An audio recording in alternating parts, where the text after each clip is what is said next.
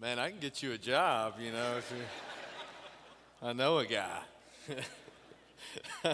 That is by far the best introduction I've ever had, I can tell you.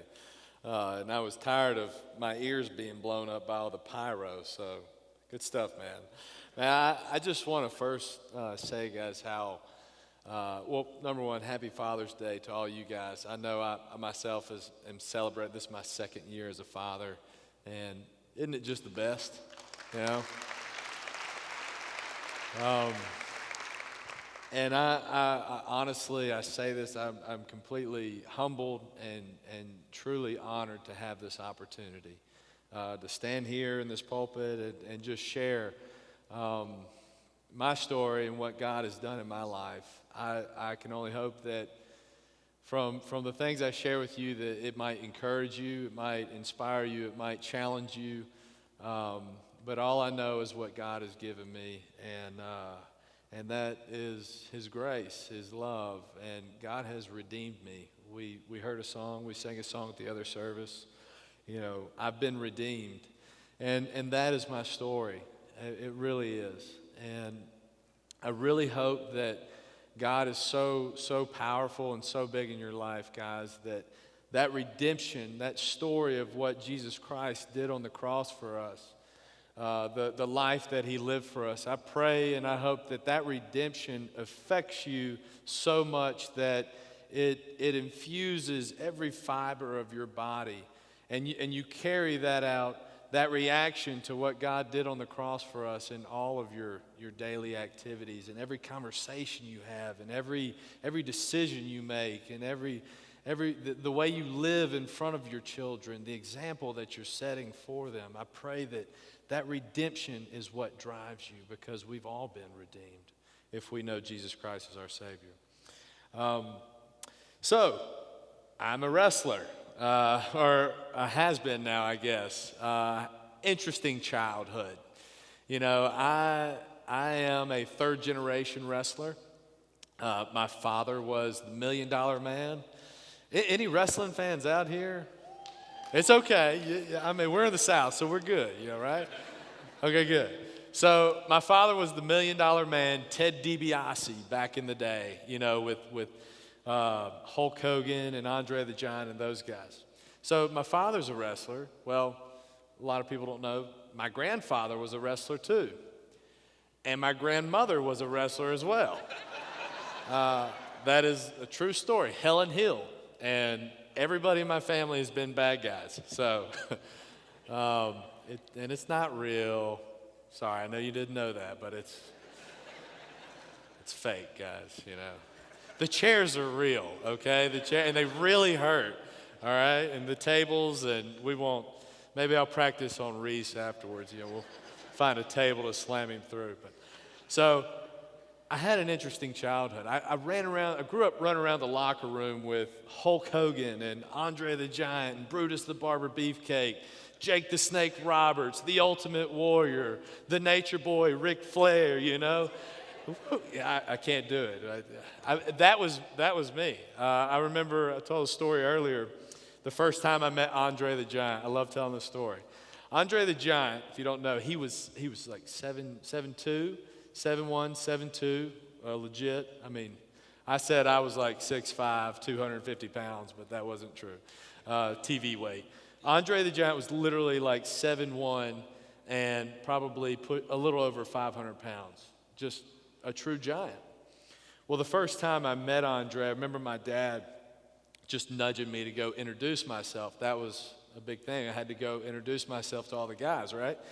So I was good with everybody else, but this guy was enormous. I mean, huge, even sitting in a chair. When I saw him, he was sitting down in a chair. And so my dad's like, all right, son, go introduce yourself. And I was like, nah, no way. He's like, go introduce yourself, And I said, Dad, that dude can eat me. You realize that? He's like, son, do you want me to take this off? I was like, okay, So I see Andre, and I'm like, oh, man, I really got to do this. Okay, terrified. And I ease up. Andre's sitting there, keeping my sitting here, and I ease up to Andre. I'm like, hey, Andre, I'm Teddy.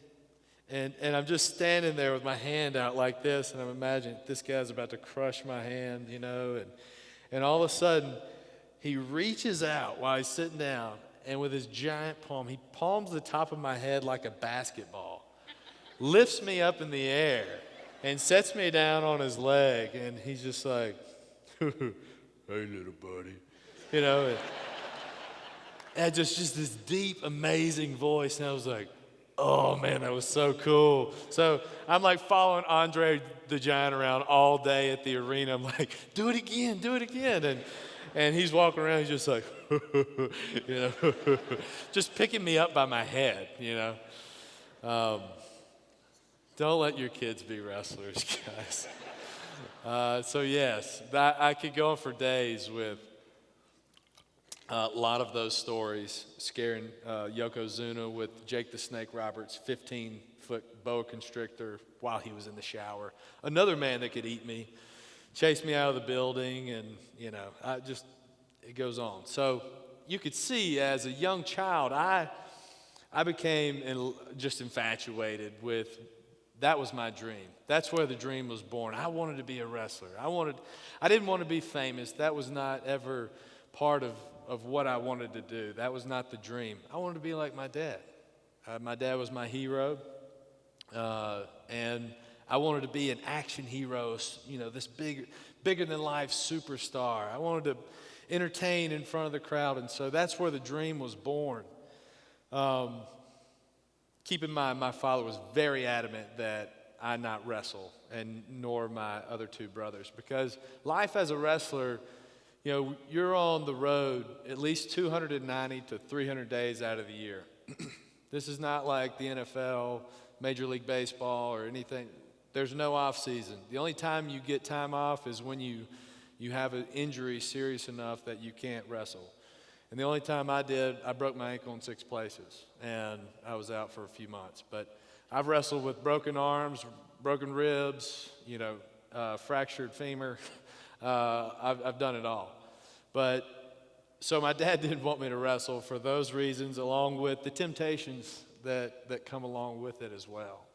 A lot changed from the time that he was in it to when I started, but still 300 days out of the year away from my family, away from my friends, keep in mind away from my accountability and the people who held me accountable for what was most important in my life before I wrestled. So there's the dream. Fast forward to my college years. I went to Mississippi College, played a little football and soccer, had fun. But college, I got saved when I was a junior high. But in college, it's where I really began to really passionately pursue Christ. I mean, with a whole new mindset. I was said earlier, you could call it radical. I mean, I was picking up hitchhikers, just daring one of them to be an angel. I would do crazy things. I would go when the hurricanes hit. I remember parking and living in my truck for a week and just cleaning up stuff, just searching out and seeing miracles happen.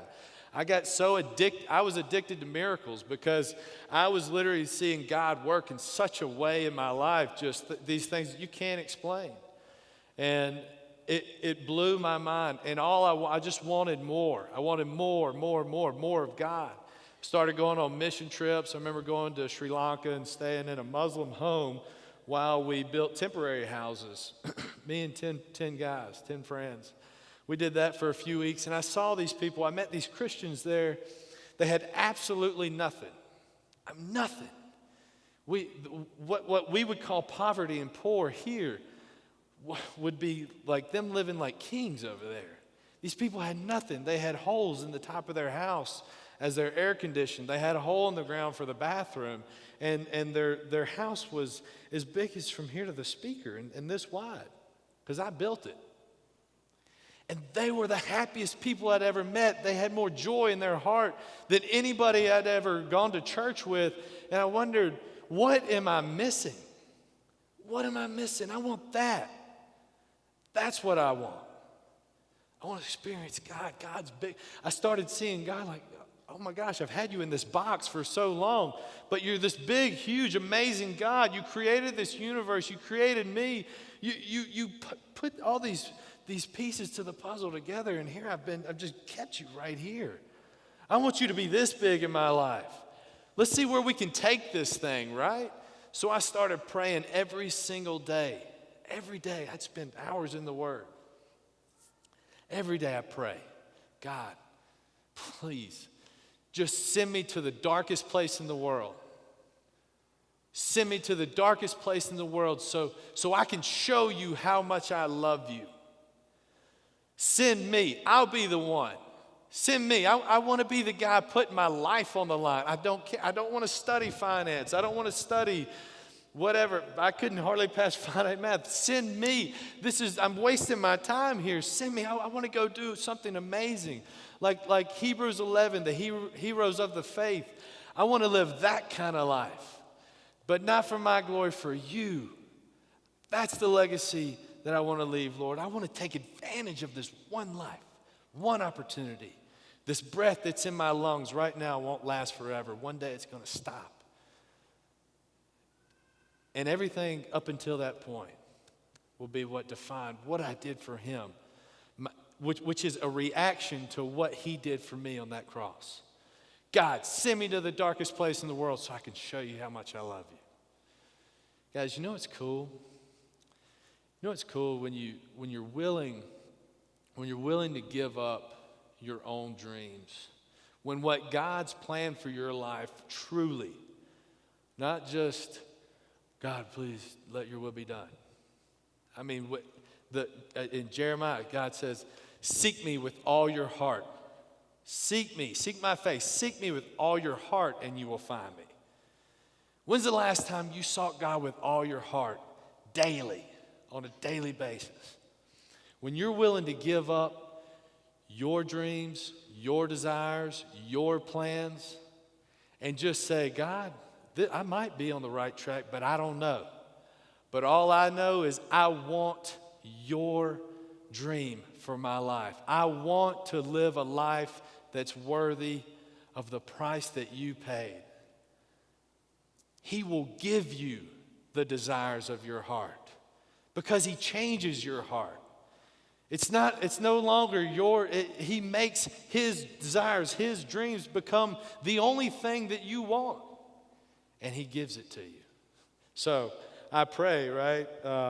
Send me to the darkest place in the world. Well, I thought that was Africa or, where I'd be chased by cannibals and I'd wear leaves and, or India and some place where the tsunami the tigers, the Tamil tigers in Sri Lanka that we almost got, taken by.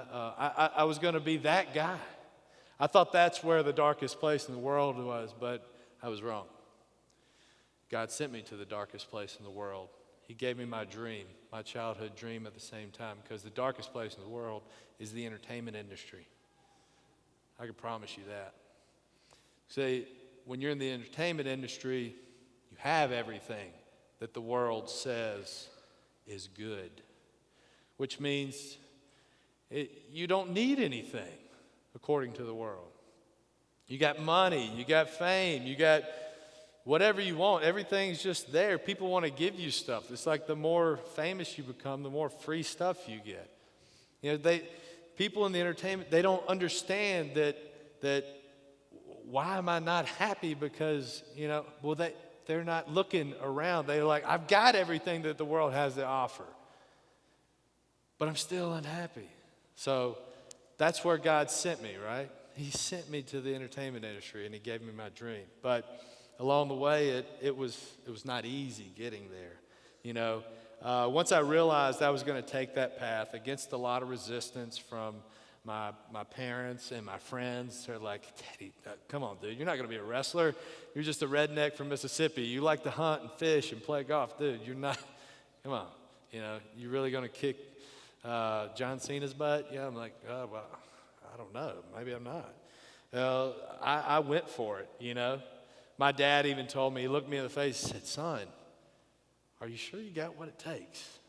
This is not easy. And it's not that he didn't believe in me, but it was enough to think, I had to step back and go, okay, God, is this what you want me to do? Because if it is, it looks like it's just me and you. And I said, I'll take that bet. So I went and graduated half a semester early in my last year, and I didn't even stay to walk, guys. Literally, the day I was done, I went home that night. I packed my suitcase. The next morning, I woke up, kissed my mom on the cheek, and I said, Mom, I'm going to chase my dream. I'm going to become a wrestler. She said, good luck, honey. I'll be here. And drove 15 hours north, and where I lived, as I got an apartment I was paying $16 for. No AC, no heat, and I'm pretty sure the shady guy that was running the apartment complex was doing something wrong. I don't know. All I had to give him was $16, which was good for me because I had no money. You know, here I am, a college graduate. I had a degree in business administration. All my friends are getting great jobs. They're getting married. They're living the American dream, and I'm starting over. I'm at ground zero. I'm working 4 jobs while I'm chasing a dream, right? I'd wake up at 4 a.m. and go cut fairways on a golf course. And then after that, I'd go to the Hy-Vee grocery store and stock produce. Well, then on the weekends, I'd fold T-shirts and underwear at the Polo Factory Outlet Mall down by the lake. And at nights, I would sweep and mop a gym floor for a free gym membership because I had no money.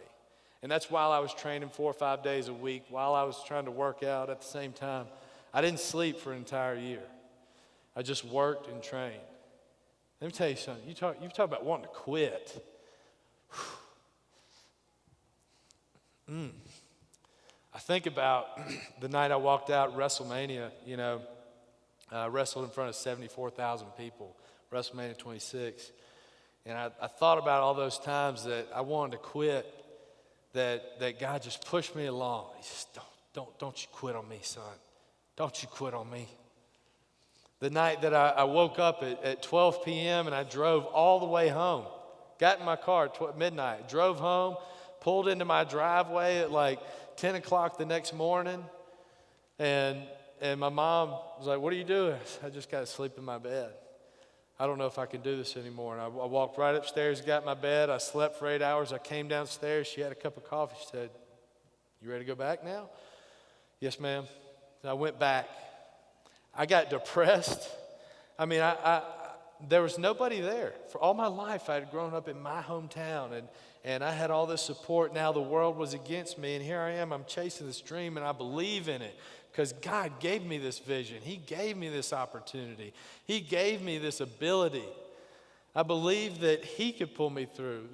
Philippians, come on.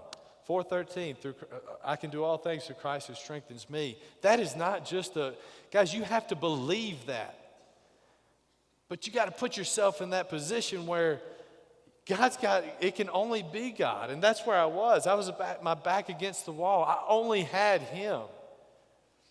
And through all the depression, through all the fear of failure, through all the sizing, you know, people were trying to say, oh, you'll never be as good as your dad, you know, and through all the comparisons, through all the stuff I had to go through, I just kept my eyes focused. I kept my eyes on the cross. I kept my eyes on Jesus. I said, hey, if you want this to happen, this is not for me. This is for you.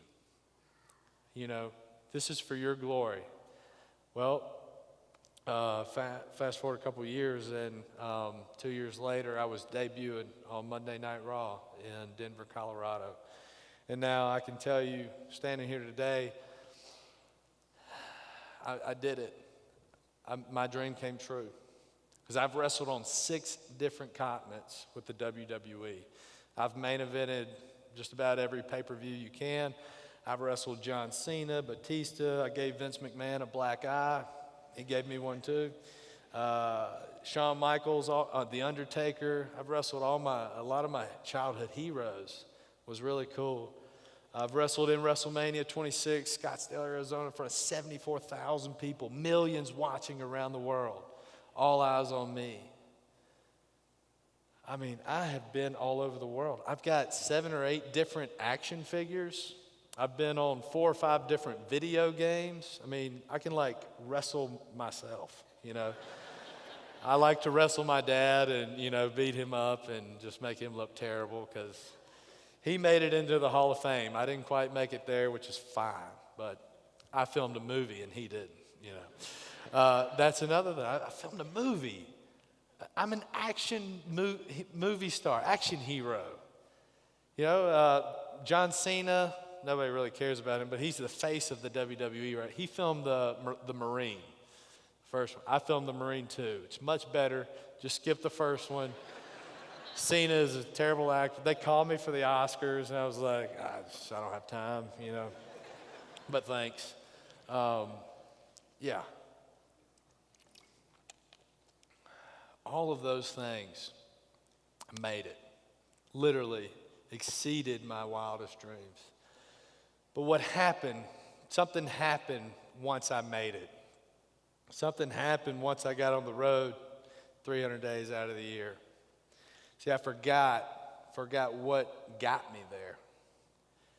I forgot about all those prayers that I prayed and all that strength that I relied on God to get me to that point. And then it became, how much more money can I'm making a lot of money, but I can make more?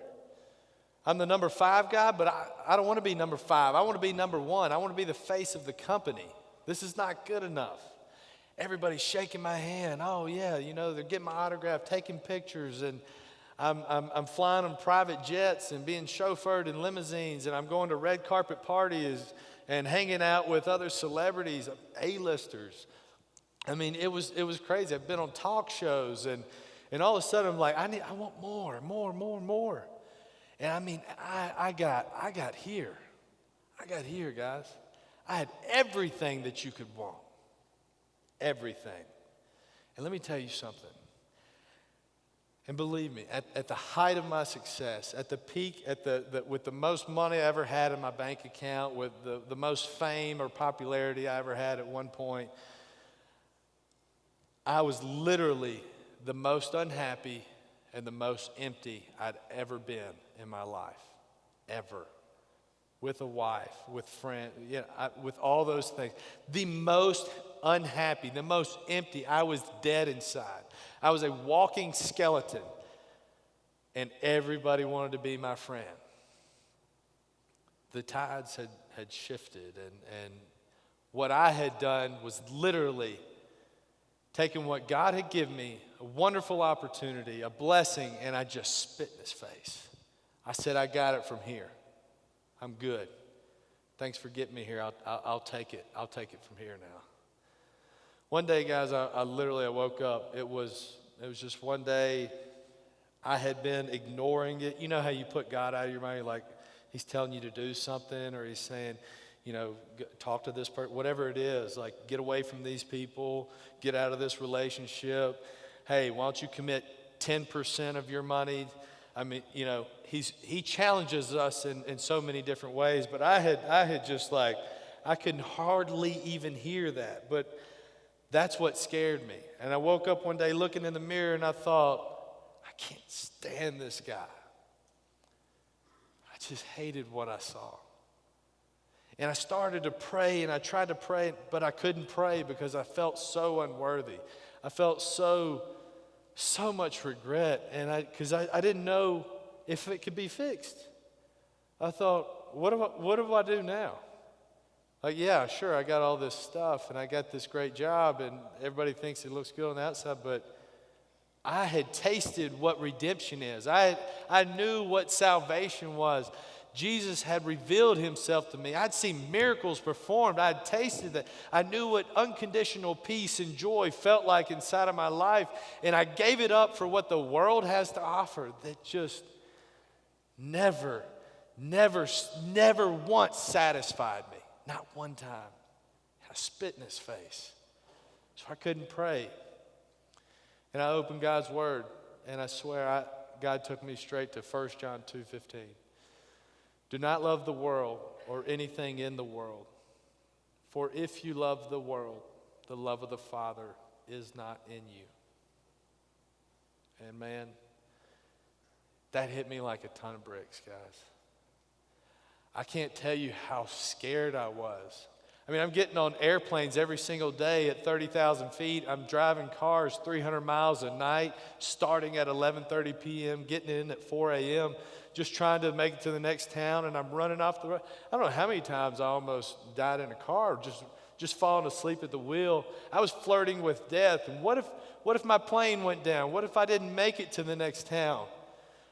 What about that legacy that I left? You know, what the prayer I prayed about going to that darkest place and showing him how much I loved him, what if it was over tomorrow? Because that terrified me. I mean, it shook my soul. I just can't articulate enough how bad it terrified me. You know, in Revelation 3, it says, I would rather you be hot or cold, but because you're neither, because you're lukewarm, I will vomit you out of my mouth. Jesus said, many will come to me on that day and say, Lord, Lord, did we not prophesy in your name, and in your name cast out demons and perform many miracles? And I will tell them, depart from me, you who practiced iniquity. You're talking about people that are performing miracles that Jesus is saying, I don't know you. Trust me, God can use someone with wrong motives. He can make that work for him. He's big enough. I knew that I was in that category, guys. And I didn't want to go on. So that is where my life took a strong shift. I mean, guys, I let things in my life that are going to haunt me for the rest of my life. I know God can redeem us. God can overcome our desires. I battled alcohol. I made some really poor choices that I'm going to have to live with personally for the rest of my life. But I can stand here today and tell you that I'm so grateful for a God of mercy and a God of redemption. Amen? A God of second chances, a God of third chances, and fourth chances, and fifth, and sixth, and seventh, and eighth chances. We fail him every day. But it's okay. What does your heart look like when he sees it? I love this story. I love this story about Eleazar. Let me tell you something. I don't want to be remembered as a wrestler. Okay, I don't want to be remembered as a Hall of Famer or a movie star. I have this one life that I have to live, and now from this point going forward, you know, all I care about is that my little 2-year-old son, when he looks at Dad, says, he would say, I don't know what he does right now because I don't know what I'm doing. I left WWE in August. I quit. God called me out of it. I said, I don't know what I'm going to do. I don't know how I'm going to provide, but I knew the Lord was calling me out. And now I don't know where my next paycheck's coming from. And let me tell you something. I'm terrified, but at the same time, I'm so excited because my wife and I have never been more in love. My friendships have never been more full, more passionate. My love for my son, my love for people, my heart, my compassion for people that are broken, that aren't saved, that don't know the Lord is beyond. I mean, it is so anew. And God has redeemed me. My back's against the wall, and all I know to say is, Lord, you are the great provider. I have to depend on you. I can't go. I feel like those guys in Sri Lanka. I don't know. But I can tell you this, I'm going to live my life and I'm going to glorify God with everything I say and do. I'm going to spend the rest of my life passionately pursuing that God, this God of the universe, Jesus Christ, and showing him, yes, I do appreciate, I am grateful for what you did on that cross. And I want my life to reflect it. What does your life reflect right now, guys? What is your dream right now? What are you pursuing? What are you giving up? What are you compromising on? Your compromises, your justifications, all of those things. your rejections, it keeps you from experiencing a life full of joy, full of peace. I'm going to leave you this story. I love David. David is my favorite character in the Bible, my favorite hero of the faith. I feel like we have a lot in common. David made the most awful sins. He committed murder, committed adultery. David did it all. And at the end of his life, God said, David is a man after my own heart. That is the God that we serve. We can't fathom that grace and that redemption, but that is the God that we serve. That is who lives in my heart, and that is what power and strength that I'm going to lean on for myself and my family. And that's what I want my son to know. That's all I care that he sees. I don't want him to see the past in me. I want him to see that. There's this great story within the story of David about Eleazar. You may know it. But it's David's mighty men. It's in 2 Samuel, I believe. David's mighty men. One of them, his name was Eleazar. And it's this, I love this picture. Picture this battle, okay? There's this huge battle that's about to go down, all right? You got the Philistines out there, and you got the army of the Israelites over here. And David is standing here, and Eleazar is standing by his side. Well, all of a sudden, the Philistines, they obviously have them outnumbered, and they're bigger, and they're stronger, and they got more weapons. And, well, the Israelites see this, and they just turn and run. As soon as the Philistines charge, they just turn and run. And so it says that Eleazar stood by David's side. As the Israelites retreated and the Philistines approached, Eleazar stood by David's side. And they fought Philistines. He fought till his hand froze to the sword. He fought so long that his hand froze to the sword. And they defeated the Philistines that day. And the Israelites returned only to collect the dead. And the Lord brought about a great victory that day. But do you see that picture? All that fear of failure coming at me, all that doubt coming at me, all the fame, the world, everything. It's coming at you. Your financial struggles, your relationship struggles, your kids aren't doing well. We all have our struggles. We all have our demons. Every single one of us. No one is exempt from that. It's coming at you. But that's what I want. I want to see this nation. We do need a nation. We need to rise up. We need a revival. But we got to have men like Eleazar that are willing to look at an army that is most definitely going to kill us, defeat us. But you know what? It doesn't matter. I'm going to stand by your side, God. I'm going to stand by your side, David. Today's our day. Here they come. I know I'm going to die. But I'm going down with a fight. Who's going to stand up? You young guys. I need somebody to stand up in your school, in your college, and be a hero for my son. My son needs a hero.